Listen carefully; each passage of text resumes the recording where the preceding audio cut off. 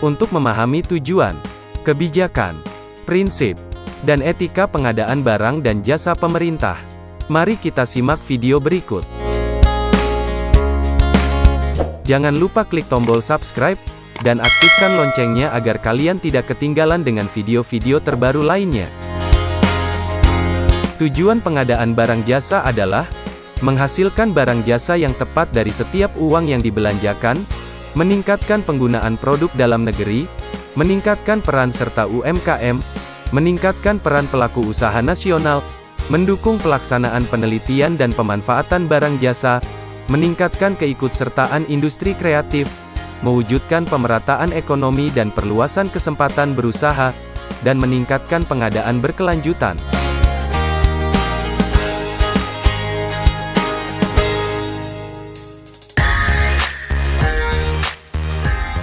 Kebijakan pengadaan barang jasa.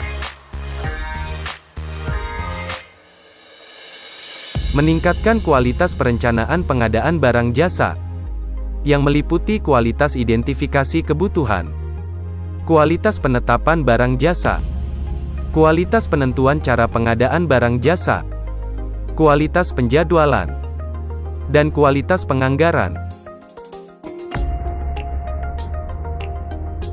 Melaksanakan PBJ yang lebih transparan, terbuka dan kompetitif. Antara lain, sistem pengadaan secara elektronik atau SPSE, e-katalog, sistem informasi rencana umum pengadaan atau SIRUP, dan sistem informasi kinerja penyedia atau SIKAP.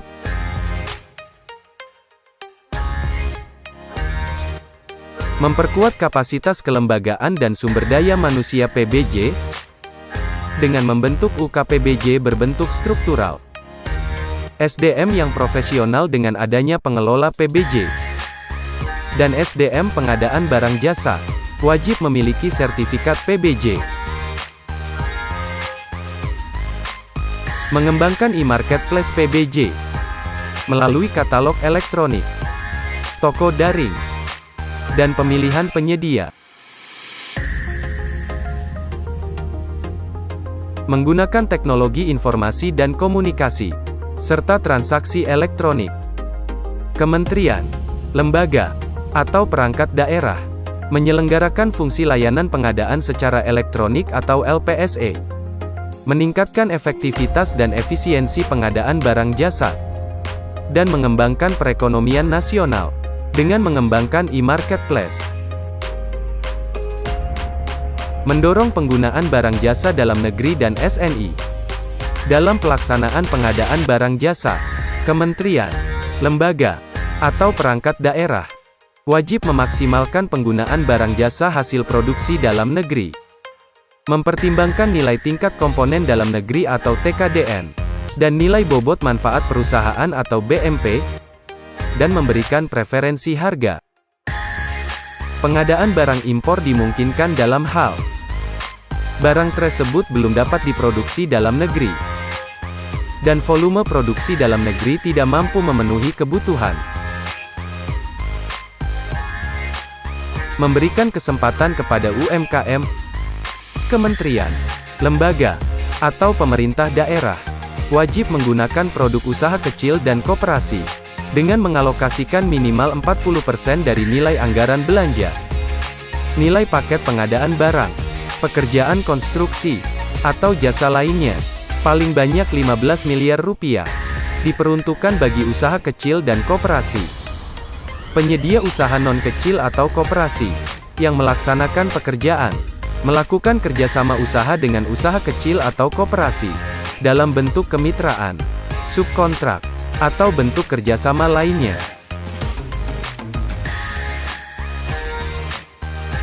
Mendorong penelitian dan industri kreatif. Untuk kebutuhan penelitian, PBJ diatur sendiri dalam Peraturan Menristek Dikti. Pelaksanaan dapat diperluas. Penelitian berbasis output, dan dapat dilaksanakan lebih dari 1 tahun. Sedangkan untuk industri kreatif, mengintegrasikan aset dan potensi industri kreatif, mendorong inovasi, dan memberikan apresiasi terhadap industri kreatif termasuk haki. Melaksanakan pengadaan berkelanjutan. dengan memperhatikan aspek ekonomi, aspek sosial, dan aspek lingkungan hidup.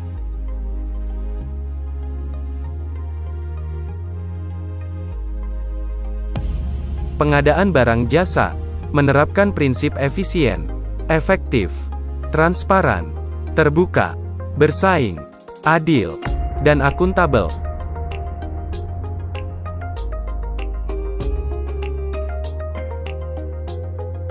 Semua pihak yang terlibat dalam pengadaan barang jasa wajib mematuhi etika sebagai berikut: tertib dan tanggung jawab, profesional, mandiri, dan menjaga rahasia, tidak saling mempengaruhi, menerima dan bertanggung jawab, menghindari konflik kepentingan, menghindari dan mencegah pemborosan, menghindari dan mencegah penyalahgunaan wewenang, dan tidak menerima, menawarkan, atau menjanjikan.